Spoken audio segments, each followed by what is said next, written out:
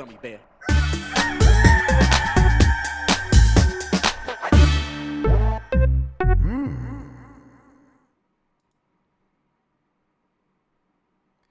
It's the internet. You're it's busy. the internet. You're busy. Let's do this for March 29th, 2024 for the next hour or so.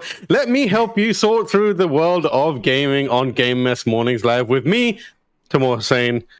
Today, a huge Capcom franchise is set to return, and hundreds of people are working on a sequel to The Witcher. But first, please join me in welcoming today's co-host to Game Mess Mornings. It's Jeff Grubb, everyone. Hello. How's it going? Tim. How you doing, Jeff? I'm doing great. I'm doing fantastic now. I'm kicking back. I put my feet up.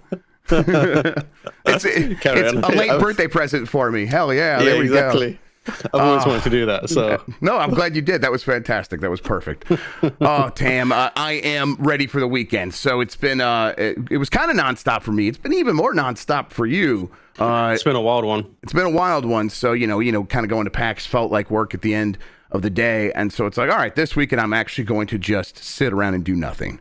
That's the plan. How about you? Yeah, exactly that. I'm excited to sit down, and I'm off to England next week. So I'm planning. I'm going to be gone for like 2 weeks or so, and I'm planning. I haven't had a weekend to myself in ages, so I'm just like, this weekend I'm going to stick on Dragon's Dogma and see if I can play some of that. Oh god, I've been influenced by one Jeff Grubb. Oh hell yeah, that's what I like to hear. What happened? I bought a. Is everyone still calling them Chinese handhelds? I mean, I say it in a very loving way and an endearing way. I love that there are like 50 of these, manufacturing plants in China that are pumping these things out. I think it's awesome. Some people might do it in a derogatory way, and I would hope they don't, because they're doing great work over there. I bought the Miu, whatever it's called, Miu Mini Plus. Yeah.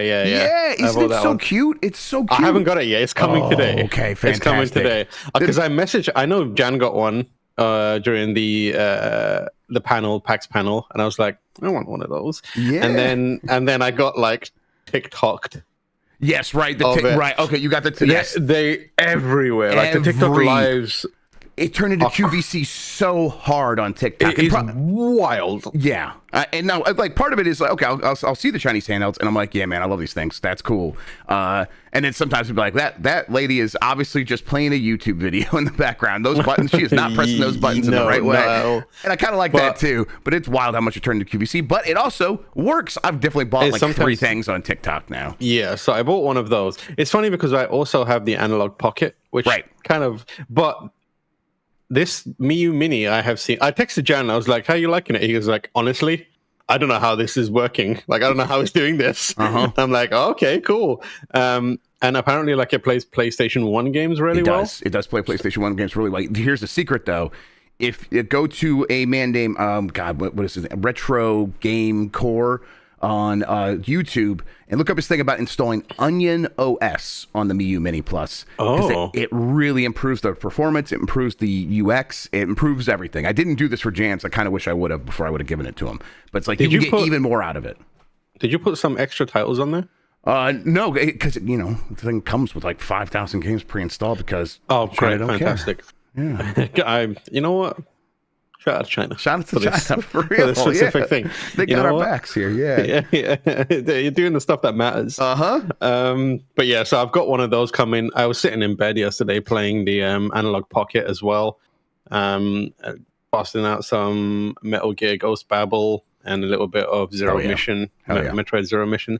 The Analog Pocket is such a nice little thing. Oh yeah, for real. And it does have a lot of the FPGA cores now, where you can do a lot more with it. And I do a ton of that stuff, but having the little handheld that is an emulation device that can do up to PlayStation 1, or some of them do up to Dreamcast and PS2 and GameCube. Those are a little bit more expensive, and the one I got, Jan, doesn't have like analog sticks and stuff, so he's going to do about up to PlayStation 1. I don't know, having that and just being able to install whatever you want and know it's going to work, that's pretty handy, I think. Yeah, I also dug out. I was like, oh, do I have a 3DS? I dug one of those. It turns out I got 3 3DSs. Have you? I mean, and I'm looking to 3ds hack that bad boy. .guides. 3ds.hacks.guide. honestly just follow that. It is so nice. And you know, the eShop is closed. It's done. You can't do anything with that thing anymore. So you might as well hack it. And I did that with mine. I really do not regret it at all.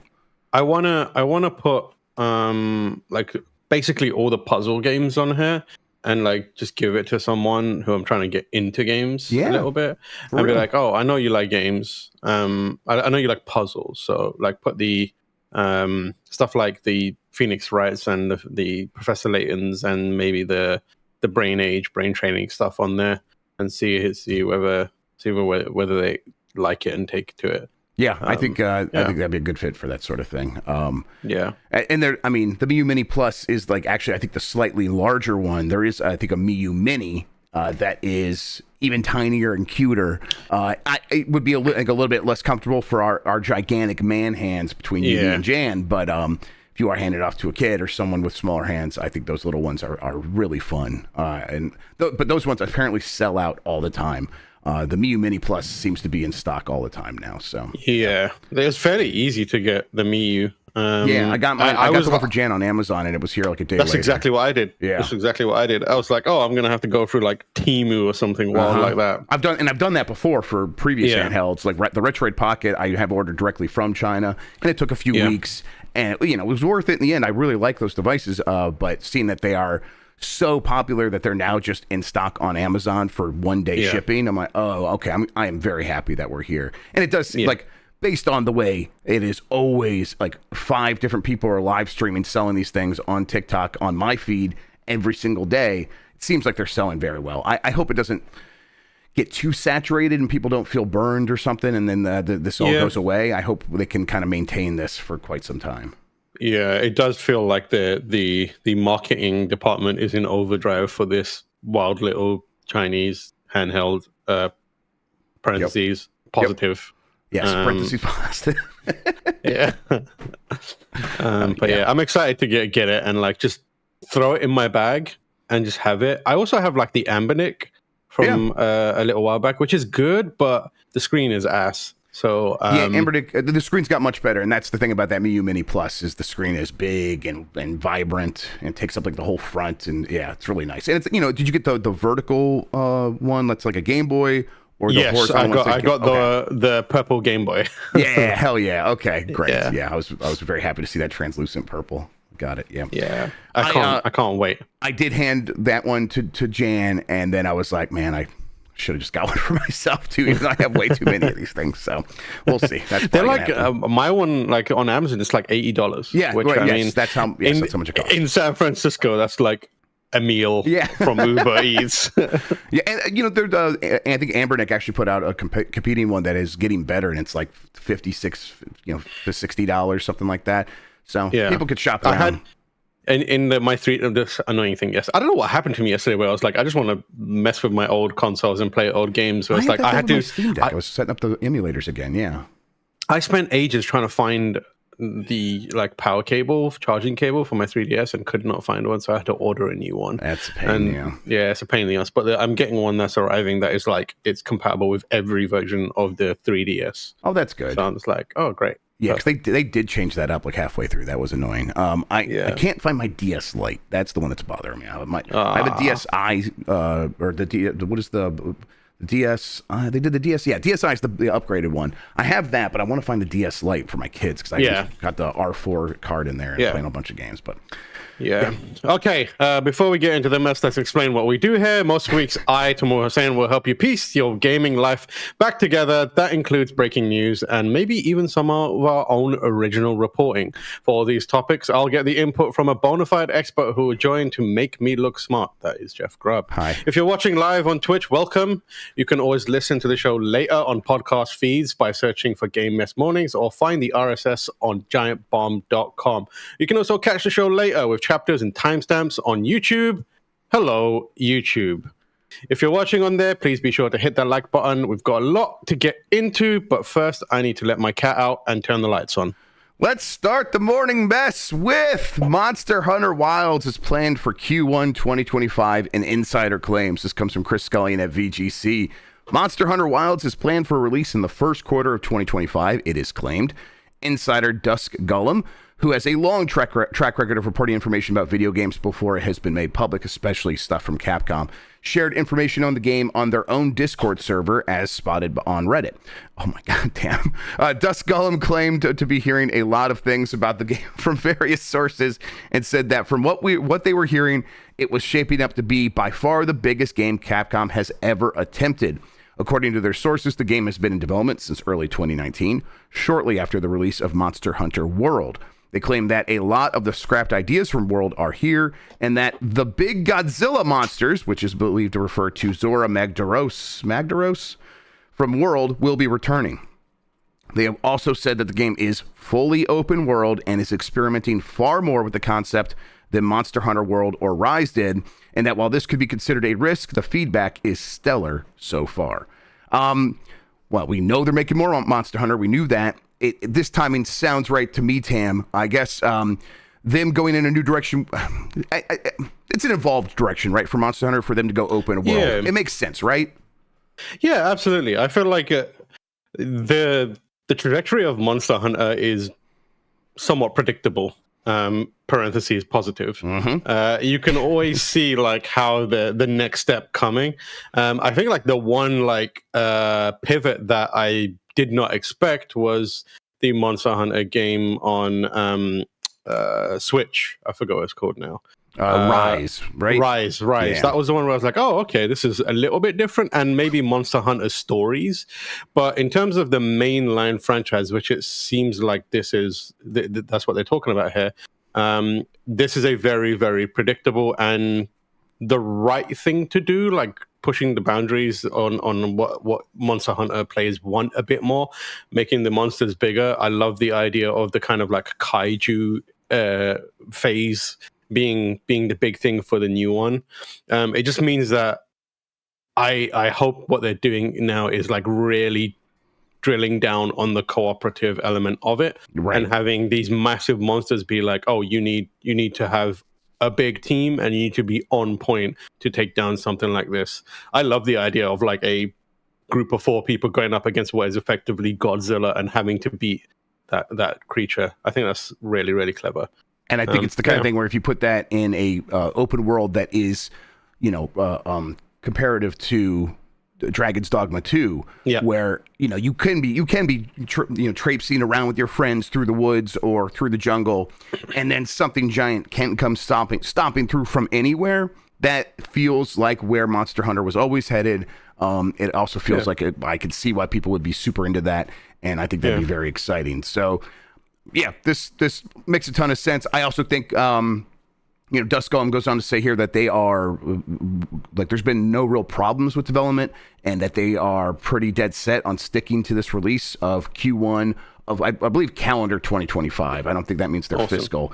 And that would mean, like January, February, or March. Something That's Capcom month. Capcom months, right? They do that, and then the game sells the entire year, and that seems to be what they're trying to do here as well, according to Dust Golem. They want to have something that comes out early in the year and just sells and sells, gets another bump in the holidays like these games always do, especially something like Monster Hunter, which is a game that's like, oh yeah, I'm playing that, my friends are playing that, I'm going to get on this, so I'm going to wait for a sale, I guess, and I'll pick it up later. Mm-hmm. So yeah, I think that this all kind of lines up with what we're expecting, and Capcom is in a position where they did World, they did Rise, and it's been a couple years since Rise now, and they don't take that long to get new Monster Hunter games out. That they have been a machine putting Monster Hunter games out for more than a decade now, longer than that. At high quality as well. At high quality. That's probably worth saying. Yep. Yeah. It's I'm really interested to see how it affects design, like fully open world, because the kind of the pacing of the game in the zone structure is very specific, and the format of a monster escaping into another zone is a core part of what the Monster Hunter experience is. I do wonder what it's going to be like to have, I assume, a fully open world with no loading times where you're constantly chasing this monster, and not like having to wait, like with transitions going between point to point. I mean, like Rise did some of that, and it was mostly fine, but I wonder if there's more fundamental changes that will happen, or like there will be knock-on effects that will happen to the design of Monster Hunter. But Capcom right now is absolutely cooking. Yes, Like they're on a heater. They are not slowing down, and everything they put out is a banger. Yep. I can't remember the last bad Capcom game, I mean, or even I enjoyed Exo Primal, right? That was them. Yeah, I would say Exo Primal is probably the closest you come to see it, but it still feels like a good Capcom game because it's experimental indie. It feels like PS2 era Capcom, where they were like, we came up with this experimental. Yes. Yeah, hopefully, if that game is their modern Lost Planet, basically, and if it had hit harder, I bet you there'd be another one. But yeah, at least they tried, and that's cool. Right. Talking about like chasing off the monsters as they go into other zones, and having to follow them there. They do mention in Dusk Golem in this report on their Discord. This announcement is just a start, so there's a lot about the game we don't go into detail about yet. Oh, this is actually from the producer, who I guess at one time said the game features a new level of detailed creatures and ecosystems. So please enjoy dissecting the trailer to get an idea of what to expect. I could see them like modeling systems for these ecosystems because they have the open world and the interconnectedness of what that could entail, especially after playing Dragon's Dogma 2, a game that is filled with systems, and then being like, yeah, how would we evolve, these different biomes that are right next to each other, and connected through loading screens in previous Monster Hunter games. What would happen if they were connected and you could push things one from the other? Could you force a monster into a zone where they're weakened, or could they retreat to a zone where they'd be even stronger or something like that? And then how would the other monsters around them react? And could that be more dynamic? I could easily see them leaning into something along those lines, while also keeping the very rigid systems that make Monster Hunter work. Yeah, and I imagine if they haven't started, they hadn't done it already by now, or they'll start further exploring like the sea and the sky stuff, where it's like the next step is obviously like underwater fighting and maybe like in flying monsters and that kind of stuff, and doing the whole Shadow of the Colossus, 3 of your mates just being like holding on for dear life while this flying monster is like soaring around and you're trying to stab it and bring it down. That would be like amazing. Yep. I mean, that's, I had that moment happen in Dragon's Dogma 2 with getting on the Griffin, and it just took me where we were going anyhow and falling down. And it's like, that was seamless. And you could see how that would benefit something like Monster Hunter. Yeah. The Witcher 4, meanwhile, has more than 400 people working on it. Full production begins this year. This is from Darren Bonthus at GameSpot. Development on the Witcher 4, codenamed Polaris, has taken another step forward as CD Projekt Red revealed that it has 403 employees working on it. Earlier this year, joint CEO Adam Badowski had mentioned how he was aiming to have around 400 people on the next mainline Witcher game. This is roughly 2/3 of CDPR's total workforce. And according to the other joint CEO, Michael Nowakowski, this will allow the production phase of the game to begin later this year. Early in the development of Polaris, Nowakowski mentioned how the game had just 17 people working on it, as most of the staff had been reorganized and sent to work on other projects following the release of Cyberpunk's 2077's Phantom Liberty expansion. Cyberpunk 2077 still has 17 people now providing support, while other projects like Orion, Sirius, and Hadar have 47, 37, and 20 people working on them, respectively. I mean, not surprising that CD Projekt Red is going all in again on The Witcher, but they have the bulk of the team now preparing to go into full development. Right now, I'm sure they're in pre-dev, where they're coming up with the art, the style, the guides for like what they're going to make, and then they'll go actually start making the game, I suppose, later this year. Witcher 4, where's your expectation level? Are you excited? Are you glad they're returning to The Witcher? Yeah, I'm happy that they're returning to The Witcher. It's an important franchise for them. I think for the most part, CD Projekt Red's standards are back to where we expect them to be. Right. And like the issue for Cyberpunk, which is the game that probably made them take a hit to their reputation the most. The issue wasn't around like story; it was just execution of a lot of like the gameplay stuff and maybe some of the technical side. And the kind of narrative and character stuff was always good in that game. So at the very least, you can say baseline, we can expect The Witcher 4 to still have good ideas in it in terms of narrative and quests and story. So that's very, very exciting. I think they're now at a point where this kind of spread of workforce and projects on who's on it is necessary to make sure they give themselves the best chance of not repeating what happened with Cyberpunk. And I feel good about what they're working on. Like I am I'm most excited about that Witcher 1 remake. Right. Witcher 1 is really cool, and I feel like it feels a bit Resident Evil remakey, where it's like that is the one game that probably a lot of people may not have played, and it's so hard to play right now. It's dated and it's hard to find, and it ain't a good experience. So if Correct. they can update that game, that's the first 3 Witcher games, the trilogy, that are available and very, very, very playable now. I would love if they put that game out and then did like here's the first arc of Geralt's life or whatever it may be. Here it is, the trilogy, and as one pack as they move on to a second trilogy. At this point, I think they're like, I don't know when they stopped or if they stopped using the novels as like a foundation. That must have happened already, but I do wonder if I think this probably is like an original story at this point. Yeah, I think so. Yeah. But I am interested in that, where that goes, and I'm interested in seeing if they stick to the format of the last game, which is obviously critically acclaimed, and just do another open world with similar combat.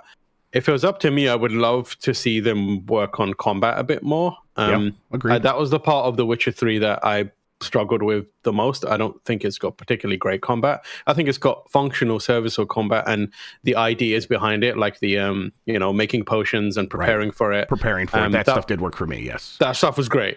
It's when you're actually fighting where it's like, it's not particularly good. I do wonder if they're gonna work on that a bit more. I assume they will, and make it a little more punchy and a little more exciting to do. Yeah, it's a different gaming landscape than when Witcher 3 came out, where I think the expectations for combat are set a lot higher than they were even then. Yeah. But overall, like CD Projekt Red going for broke right now, which is they can really do that between the remake, the new Witcher, and setting up a brand new studio to work on the next Cyberpunk.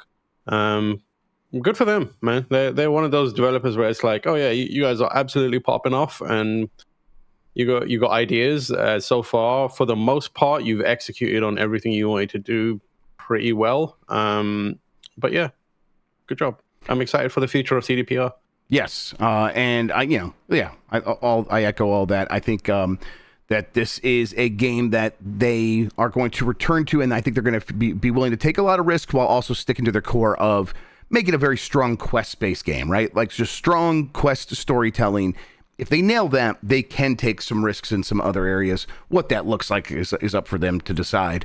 Although I think I mostly agree with you. I want them to focus on getting some combat that I click with a little bit more. I think that is usually why I have bounced off Witcher 3 whenever I've gone to play it, where I'm like, these quests are interesting in a way that a lot of game quests are interesting to me. That's not usually why I come to games. And then I'm like, okay, no, there's these monsters and you got to prepare for these fights. I'm like, oh, that's interesting. And then I go out there and actually fight them and not having the best time. So I think I usually bounce off at that point. So I think that them taking the chance to rework these things, work within, I think this is the one where they're starting to move over to the Unreal Engine, maybe working with an engine that is more established where they don't have to spend so much time just doing maintenance on it and updating the tech debt and things like that. Maybe that frees them up to focus more on that sort of thing. I'm hopeful. Then yes, the Witcher 1 remake it seems like the other main thing that they're working on right now, while they have these other projects that are bubbling in the background. And I would love to see what that looks like. If everyone sort of just does what Capcom does with Resident Evil, I think that would be fantastic, and I hope that's exactly what happens here. Yeah, I'm very excited about this stuff. That team has been very good about adding to their worlds in a meaningful way, whether that's the Witcher 3 Blood and Wine expansion or the Cyberpunk Phantom Liberty expansion. So I'm excited how they expand on those worlds again. Sticking with CD Projekt, it is, this kind of takes away from what you were saying, like, hey, what are they doing with the book, the stories, like their IP? Well, they do have a control over a lot of the IP now, and so CD Projekt is considering licensing out its Cyberpunk and or The Witcher IP to mobile developers. This is from Chris Scullion at VGC as well. CD Projekt is considering licensing out its Cyberpunk or The Witcher IP for use in mobile games. As part of a Q&A following an earnings conference for the publisher's fiscal year 2023 earnings, one caller asked, "Have you considered licensing either of your big IPs to third parties to make mobile games?" They then asked how this would work from a business standpoint, whether it would be a one-off licensing fee or a profit-sharing agreement. Joint CEO Michael Nowakowski replied that the publisher was indeed looking at the possibility, but that nothing had been set in stone yet. "The answer is pretty simple here," he replied. "The answer is yes, we are considering such a move. In fact, we are pursuing, through conversations, opportunities like that. We have nothing to announce just yet, but when the time comes, we would. As for a one-off or other business model related to any such potential partnership, we would not comment on the specifics here, to be honest, but plus there is nothing in place that we're talking about." I think that this is probably the right move for a company like CD Projekt, where they did have that shaky start with Cyberpunk. They need to be focused on the games that they make, and they don't need to be like spreading out their resources to be like, and now we're also making the mobile game, and we're making the new board games and all this other stuff, and we're getting distracted. Work with a team that makes that stuff if you are going to pursue that angle. And of course they're going to. There's a lot of money to be made if they were to put out something inspired by Cyberpunk on mobile devices, even if it's just like I don't know. It could be like a gacha game. It could be a visual novel. Who knows? But they probably could make that make sense. But partnering with someone instead of making it themselves makes a ton of sense to me. What do you think?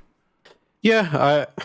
The other thing is, like, I feel like we should say this because it happens all the time, and maybe people don't realize it happens. Is executives, when they ask these questions, and they will say yes to pretty much everything because it behooves them to do that, because it means that they are, for people who are having business considerations in terms of company like CD Projekt Red, they are exploring opportunities, which is like, oh, these folks are staying on top of it. I'm confident in my investment, or whatever it may be. Like, they have to, if there's someone says, are you making mobile games at a time when mobile games are super profitable, or the wider educated, not person, not in the deep trenches of gaming thinks that they're super profitable, they go, yeah, we're thinking about that. Yep, right. Yep. And like, very good put here, because it's not like he was like, here's our mobile strategy. Someone asked him specifically, are you doing this? And he was like, yes, we're thinking about that. Yes. Well, he said, like, we have had discussions. We are not doing anything right now. Yes. We are, but that can be a way to just like get people off your ass. Right. The same thing happens with like blockchain stuff. Some companies are more like into it, like Ubisoft, but others, there were a bunch that were like, yeah, we're looking into it, and they had no intention of looking into it. It's just because you don't want people to be like, why aren't you chasing this trend that is clearly making a lot of money? So that is a very real possibility. And the reason I say that is because, for the most part, CDPR knows what works for them and what doesn't, and what works for their IP and what doesn't. I would be very surprised if they're like, hey, we ported The Witcher 3 to your iPhone. Like, that would be wild. Whereas, they're more likely to do something like, hey, Gwent, another version of Gwent is here, and it's on your phone, or I don't know, some element of Cyberpunk that is, that works on a phone that they work on separately, or like get someone else to work on. I don't think that we're going to have like Cyberpunk Match 3 game like immediately. It will be something else. Right. But yeah, I if they want to do that, go for it. I also feel like they're not in the business of like driving their IPs into the ground as quickly as possible by making money off of them. They currently are a studio that is built on two franchises. One primarily, Witcher and Cyberpunk. And I think they're very aware of the fact that those are the bedrock of their studios, and they don't want to, tarnish them in any way. I think they're very hesitant after Cyberpunk. I think they're like, we have to get these things right. Yeah, they know. I mean, Cyberpunk was the one thing where they like fumbled it a bit, but it took them a little while, obviously, but that's how game development works. They course corrected very, very well. And like, look at Phantom Liberty and the game that Witcher 3, Cyberpunk is now. And it's like, oh man, this is a completely different game, and it plays incredibly well. Mm-hmm. It's one of the best open worlds that exist now that you can play, especially if you're into that RPG style gameplay. But yeah, I think a lot of this might just be like hand waving people away. Just be like, yeah, we're looking at it. We've had discussions. When we've got nothing now, but we'll figure it out. Right. And again, like, even if they were pursuing it, if they are pursuing it, they are going to hand it off to someone else. This is not about taking their mind share away from what they're actually working on. And because, mobile can be very profitable, but it's also, crapshoot. Like, it's very difficult to know what's going to do well and what's not. And, if you have something that is successful, then the good thing about mobile gaming is it could be something like that Monopoly Go game we talked about a few weeks ago, where it's like, here we have the math. If we spend $1 acquiring a user, we get $4 out of them. So let's just put in as many dollars as we possibly can, because we're getting $4 back every time. It's a machine that just works. If you have one of those, it's totally worth it. Making one of those is again, it's a crapshoot. So it's a distraction. It's also, I might be misreading this, but from what I can tell, it's less of an interest in major game publishers to take their IP there, because it feels like now more than ever, it's really hard to make even your own IP stand out in the mobile game market, because like you said, it is a crapshoot. And people, I don't know, I can't think of a mobile game sensation that has happened in the last few years where it's pushed through to like mainstream awareness. The last one I can think of is, what was that fruit game that everyone was into? Suika game? No, Suika game's the other one. Yeah, but like from a different angle. That match 3 sweet, I don't know what it's called, but it's hard to no one in chat knows either, so yeah. I'm probably remembering it wrong. It's that annoying match 3 game that literally everyone played, and I couldn't escape from. Candy Crush, that's the one. Oh, Candy Crush Saga. Oh yeah, but that's from like 2012. Like, that's the thing. Exactly. Yeah, and beyond that, it's been like small things, like we've had stuff like Genshin will appear, and that's major because of gacha and that kind of stuff. Right. But I feel like Genshin and a lot of the Hoyoverse stuff is built for mobile, and they are one of the few standout mobile developers. Right, and those do break through to a certain extent, but even that's like the mainstream. I think we're beyond the point where you can be like, we've made Assassin's Creed for mobile and expect it to pop off, because people aren't paying attention to it, and it's still really difficult for major IPs to push through the noise of just the sheer numbers of games that are out there and how hard it is. I mean, like, Apple still hasn't fixed their discoverability issues. Their curation is borderline useless, and it's just like, you have to know what you're looking for when you go into it. So I feel like it's just less of an investment, less of a like interest from major developers to be like, we can quickly make some good money off of this mobile game based on our IP, and people are like, it's not worth the risk.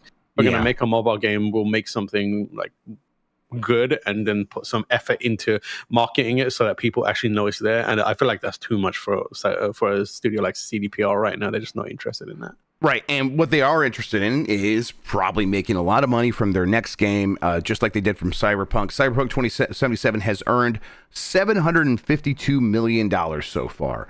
Now, that's like, I think you could look about, a lot of games make over $1 billion if they're like some of these biggest games ever. But it's like this, all things considered, not a small company, but a smallish company relative to like the biggest publishers in the world. Like Ubisoft employs 14,000 people or something like that, and there's under 500 people at CD Projekt Red working on multiple games. And then at the same time, they're also primarily located in Central Eastern Europe, where labor is a little bit less expensive than it is in a lot of other places. So $750 million is a ton of money. The game originally made $351 million in its first year, and then that dropped off in a big way in 2021. But since then, their sales have improved in 2022 and 2023, so they've climbed back up.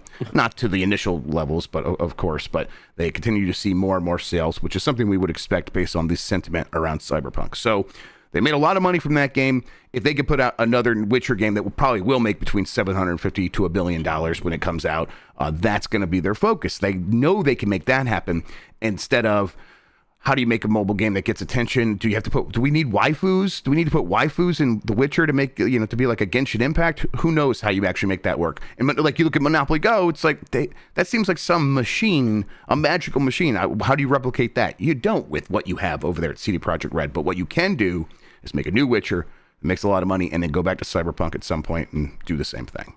The Witcher doesn't need waifus. It has multiple already. We're fine. That's right. It's got the Yennefer waifus. Yes. Got the Yennefers. Let's go. All right. Team Yennefer all the way. If you're Team Triss, I don't want to speak to you. Oh, damn. Don't tell anybody. Don't tell them. All right. We're going to take a quick break. When we get back, we have a lot more headlines to get to, including Embracer saying dumb shit. Oh, I can't wait.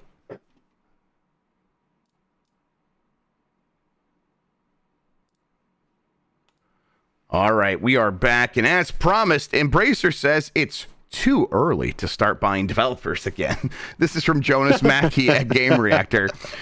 For several years, it seemed like Embracer was buying spectacular IPs, developers, publishers, and other types of assets on a monthly basis, because it was. But last year, it stopped when they ran out of money, leading to a heavily criticized restructuring program with a flood of layoffs, closed developers, shut down games, and divestments. Just yesterday, it was confirmed that Embracer has now also sold off Borderlands developer Gearbox, and in connection with this, CEO Lars Wingefors had a financial meeting with his investors, where he explained that the restructuring is now over. He was then asked if they will start buying new studios and publishers again, something he did not rule out, but he answered that it is not time for that quite yet. Looking to do more mergers and acquisition deals, I think it's way too early to start talking about restarting the M&A engines again. I should fucking hope so, Tam. Why even say it like that? Just be like, no. Just say no. The Embracer Group they are the Mr. Burns of video games industry. They just do not know how evil they are and how everything they say makes them look even worse. It's just so stupid. It's like, yeah, Lars, you're currently selling shit for half the price that you bought it. Maybe you shouldn't fucking buy more shit, you dumb. Yeah. I don't understand it one bit. I can't imagine a world where it would be soon enough for them to do this again. How is no one checking them? Where is this money coming from? Where is your daddy? They need to come in there. Where is your dad to come in and be like, stop spending the money? Yeah. You are doing nothing with them. You're buying studios, shutting them down, and then selling the IP. What are you doing? It's crazy. There is huge fail son energy with all of this, and yet he's out there still talking about this stuff. Okay. I mean, at least he's saying that's it's too soon.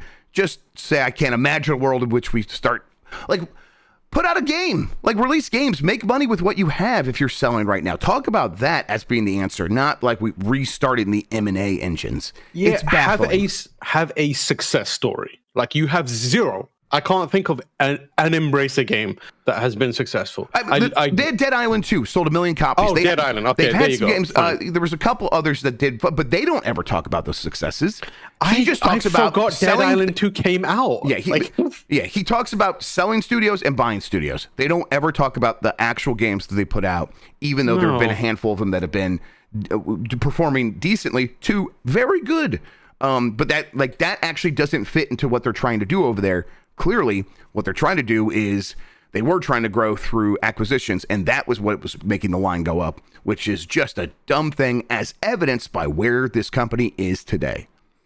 Yeah. Just frustrating. So frustrating. I have a specific dislike of Embracer because they still have Crystal Dynamics, don't they? That's correct. They have Crystal Dynamics. Doesn't seem like they are going to sell off Crystal Dynamics because they have that deal already with Amazon and Microsoft making Crystal Dynamics is the one that's working on Perfect Dark, right? Yes. I just I need them to be unembraced so they can do something with Legacy of Kain.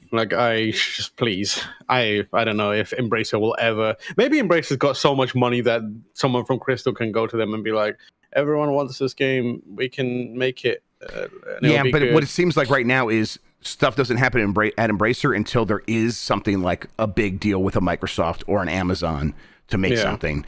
And then if you don't have one of those, Embracer's like, we just got to sell you because we can't afford you. So I don't know, Tam. I would not get your hopes up for Embracer making the game that you want. I will never, ever, ever give up on Legacy of Kain. No, ever. Don't give up. I don't want to see that. I don't want to live in that world.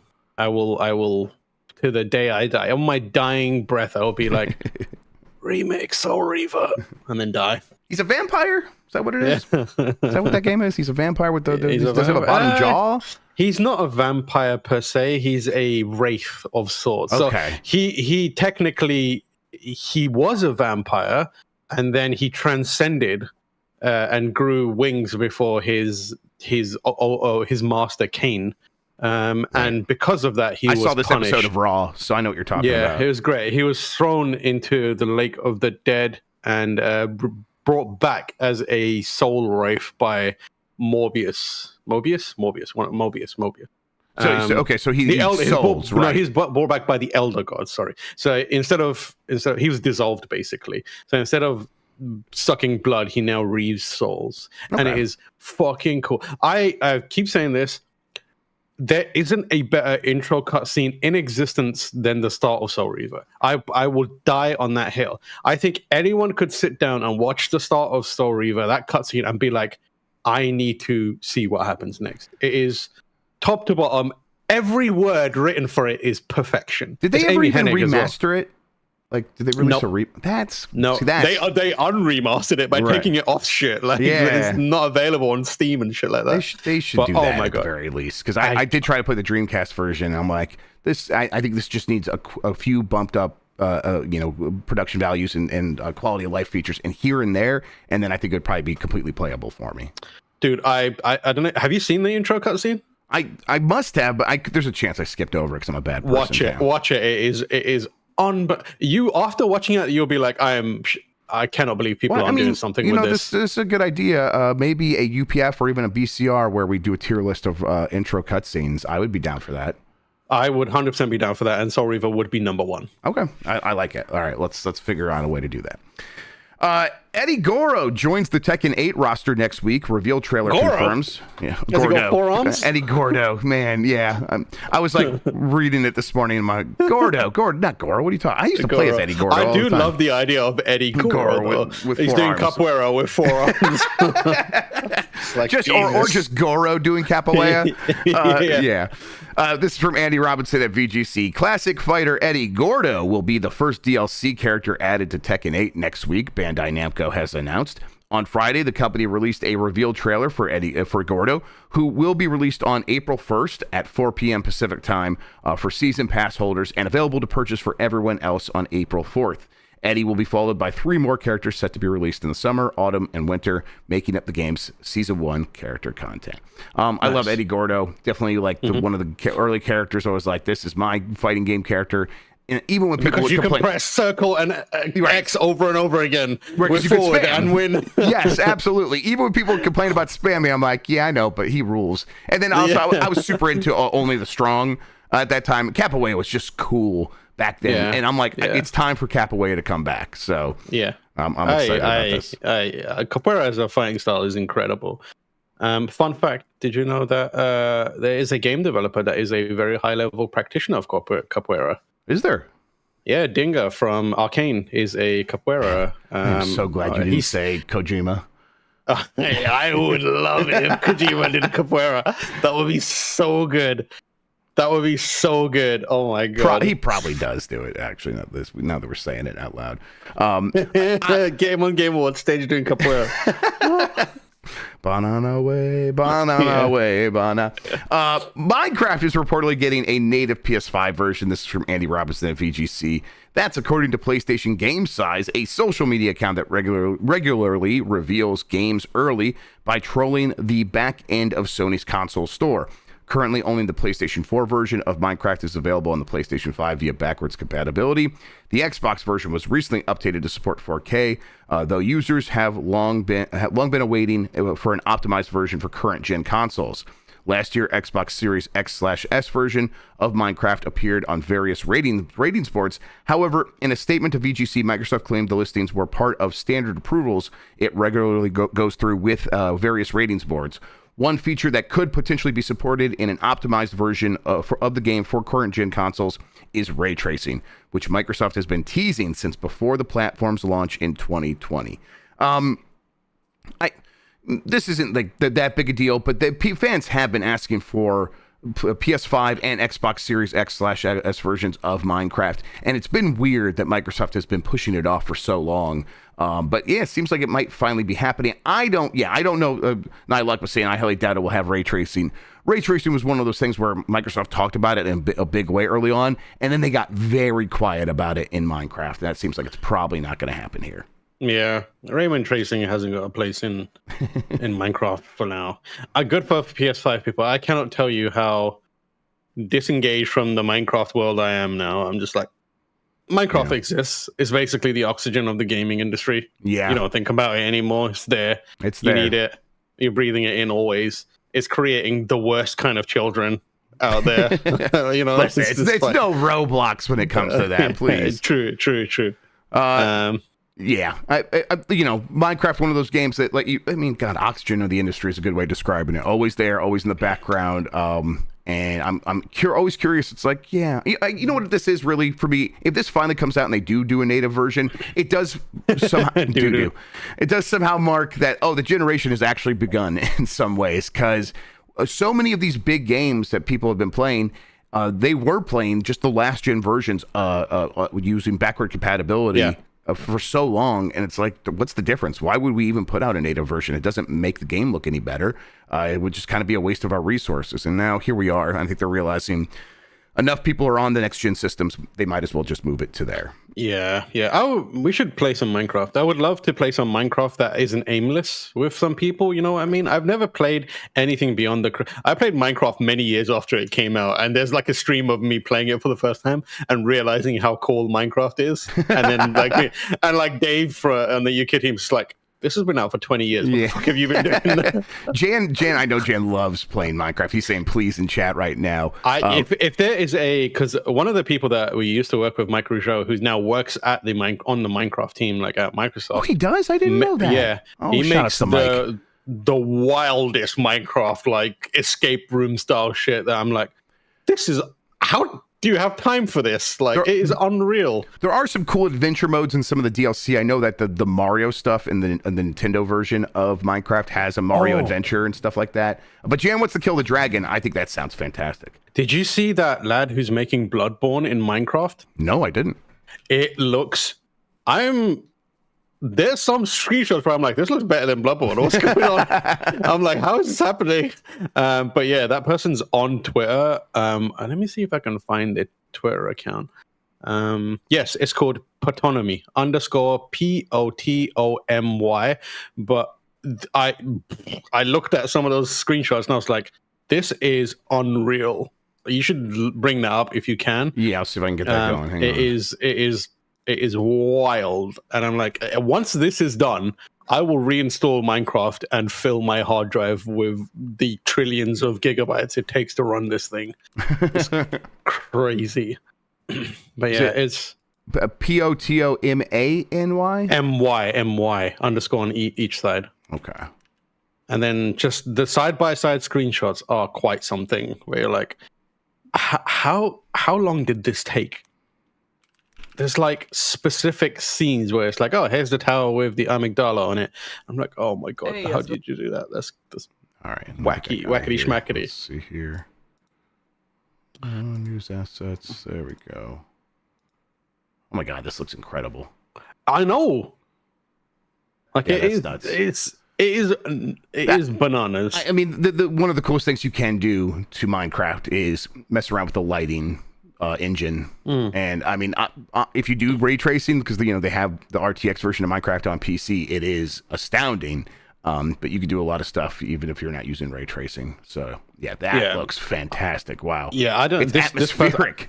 This person seems to be doing it solo, but follow them on Twitter. They also have like a Patreon as well if you want to, support them. But they are at it, and I think the intent is to recreate the entire game, including the DLC. There's some screenshots that I saw that look like it's from the old Hunters. So, damn man, that looks really cool. You pull that off. Yeah, it looks so good. Cool. All right, it looks so good. Let's see. Last thing here. We were kind of traveling, moving around last week when Marvel 1943 Rise of the Hydra was announced and talked about in a major way, or they kind of gave some details about it. So Darren Bonthus over at GameSpot did a whole primer on what's happening with it. It did get revealed fully at GDC 2024 as part of the State of the Unreal presentation. They don't have a date for it yet, but it is coming to PC, PlayStation 5, Xbox Series X and S. It will be using some awesome new technology in Unreal that makes the characters look incredibly realistic. And I think it looks pretty promising. I think if I'm a person who's not as interested in Marvel as I once was, which is definitely where I'm at right now. I think them doing some fun stuff with these characters, Captain America, Black Panther, having a strong identity for these characters in the way that the Marvel's Avengers game did not from Square Enix. I don't know. Something about this looks very promising. I think also just Amy Hennig getting actually to put out a game and not getting sort of having it like fall apart halfway through because EA loses their stomach for it. I think that's just very exciting to me as well. So yeah, it looks very promising. Yeah, I'm excited to see what happens with this. It feels like a very left field idea. It's not the obvious thing, Right. It feels like this is a game that was greenlit because people had an idea and not because people wanted to make a game based on Marvel characters because it prints money. It feels like they were like, well, we want to make this specific game and this is the story that we want to make. So that is exciting. I hope that it does live up to the expectations. That those like videos that they released with like Captain America being Captain America looked wild. And I think some AI shit was involved in that or something, but it looks real nice. Yeah, they're using the Unreal like metahuman thing, which is and I think there is some like AI stuff involved with that, but I think it's also just their character creation tools they've been working on for a very long time, and I think that if you have artists working with that, it's amazing what they can accomplish, as evidenced by what that Marvel 1943 trailer looks like. Do we know what kind of gameplay is? It's just third person, right? I think the expectation is that it fully is going to be an Amy Hennig sort of third person action adventure story game. Yeah. Okay, cool. Great. I mean, you're probably going to end up on a train at some point, which, hey, let's do it. Oh, I love that. Yeah, let's do it. I will take that any day over games and service stuff now. I mean, no, you don't have to be coy about it. We know that you're running home right after this to go play Joker and Suicide Squad. Joker just dropped. Listen, that is completely incorrect because I am already home, so I will be turning around. Yeah. I've not heard anyone talking about that, but the Joker's in Suicide Squad now, so yeah, I deleted that game. Yeah, part of me starts to feel a little bit bad because it's like, God, they worked so long on that game, and I don't even hate it, but whatever. Yeah, whatever. I can only spare so many spaces in my heart for video games right now. All right, we're gonna get to a poll question. While I get that set up, Tam, why don't you tell people what you have going on, where they can find you, or if you don't want to be found, tell them that. What do we have going on? We got UPF. What's UPF today? UPF is we're going to play some South Park, the South Park shooter game, a little bit of that because it's not very good. And then I'm going to do some what's that? Pepper Grinder. Oh, Pepper Grinder is good. I don't know if people are playing that game, but you should be playing that game. It's a hot like 5-6 hours. Right. It's like fully out now. So I got it on Steam. I'm gonna play that. Yeah. I'm excited about that. And then I had another game I was gonna play. But I don't have it here, so I can't remember. But yes, it'll be kind of a fun like grab bag sort of thing today. So look out for that. And then BCR was going to happen after that. We are going to talk about our game of the year so far, and then I might talk about some of these other. I've like had a little bit more adventure time in Dragon's Dogma 2, so we'll talk about that as well. Nice. Yeah, that's exciting. And then you can find me everywhere at Tamoor H. Stellar Blade demo. That's the other one. That's right. I'm playing the Stellar Blade demo. Yes. Nice. God, I want to play that game so much, but also. It's fucking goon pilled so hard that game, isn't it? Like they're determined to like ruin it. Like guys, it's okay. Listen, like no one has said it's not okay to be horny. Go be horny. I don't give a shit. I am all for like making characters that are sexy and buxom and got their tatas out to a degree, but like don't make them shiny as well. Like and like that's the problem. I look at it, I'm like, oh my god. Fuck it, what's going on? Like you cannot escape it. It's the only thing you can see. Tam, have you seen chat recently? What are they saying? Have you seen the new emote? No. Okay. Me being blinded. Yeah, you being blinded. There you go. So there's Tam playing Stellar Blade. That's me playing Stellar Blade. But it is like so prominent, like it's a horny game that it's just like, oh come on, man. It just undermines everything, if you know what I mean. Like, I mean, it feels a little unserious, right? That's what it feels like to me. Yeah. And I like the only time even Bayonetta is covered up. Like Bayonetta is the number one horny action game character. And again, this game can exist. I will probably enjoy it. We'll see. People are saying the combat's like easy Sekiro, whatever. That sounds fine. Excuse me? Easy Sekiro? I'm out. Yeah, right. I knew you would be offended. But like, Bayonetta owns her sexuality. This game does just feel like this character is there to be gazed upon, and whatever. Again, I am not really complaining. But to champion it is some basic bitch shit. Like, you guys got to get some better stuff in your life if this is the thing you've been looking for. First of all, there are like 50 of these every day on Steam. Chill out. Go play that Succubus game where she like just beats people up and then yeah. I having said that, I am excited to try Stellar Blade. Yeah, it's very much my kind of game. Well, I hope it's good. Yep. And then so now play some hentai golf. You're right, everybody. Hell yeah. All right. Poll question. Let's get to that. How are you feeling about the future of video games? 29% says great, I'm not worried. 55% says good, I'm somewhat worried. And 16% says bad, I'm really worried.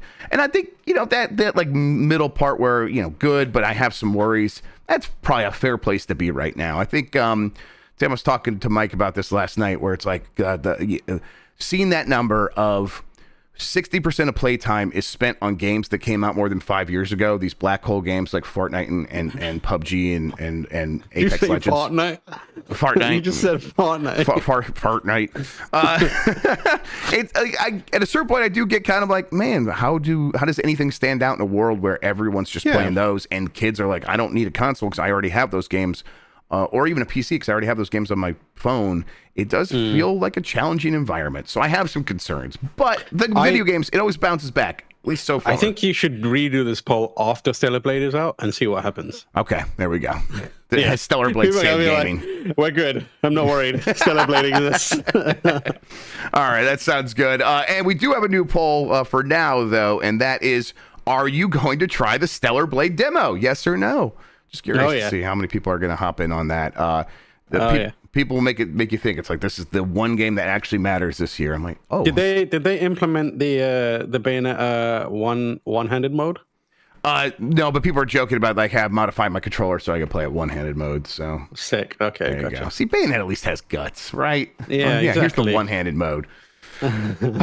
All right. Thanks for watching, everybody. Tam, thank you so much for spending today talking with me about video games. I really appreciate it.